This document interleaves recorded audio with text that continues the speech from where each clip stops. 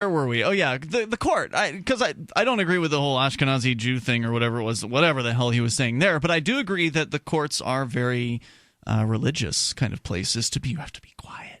You have to be quiet, and you have to be reverent, and you have to do what the man in the robe says. And if you don't, he's got his acolytes who will come and do whatever it is he tells them to do, regardless of how illegal those orders might be.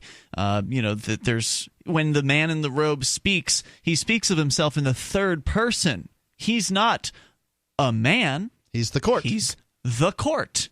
Which, again, is a very kind of bizarre belief system that is, being inflicted upon people. Whenever the man walks in the room, all of the people in the pews rise up as though it were a religious ceremony. I mean, there's icons hanging on the walls. Yeah, calling him Your Honor. Even the parties to the trial, if it's a trial or a hearing, call the judge not Your Honor. By the third person, because they say if it pleases the court, or may I approach the bench. You have to ask permission to cross or get near him.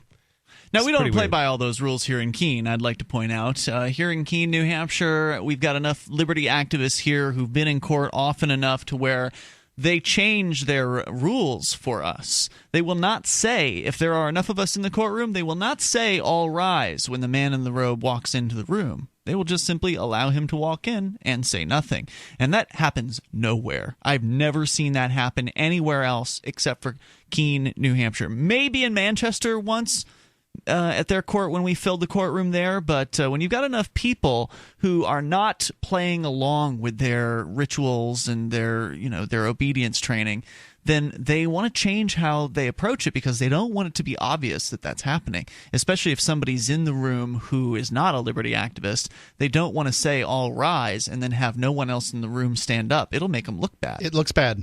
Yeah.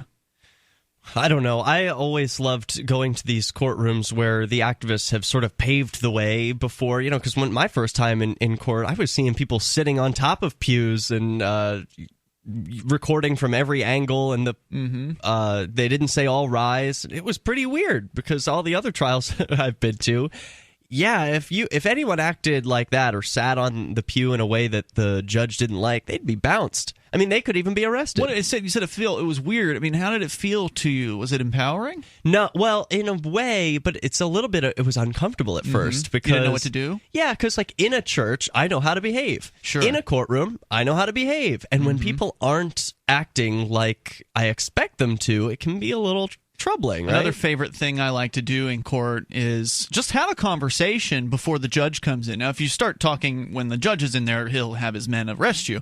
But usually everyone's real quiet at all points in court, whether they're sitting out in the lobby or whether they're in the courtroom awaiting the judge to come in. I like to just have a conversation with somebody that everyone can hear, and whatever it is we're talking about, just to take away that silence, to remove that awkwardness from that situation. And I think that is empowering. Yeah.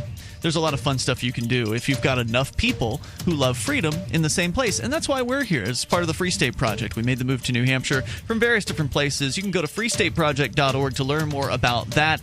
It's a great plan, and it's actually working. There's more coming up here on Free Talk Live.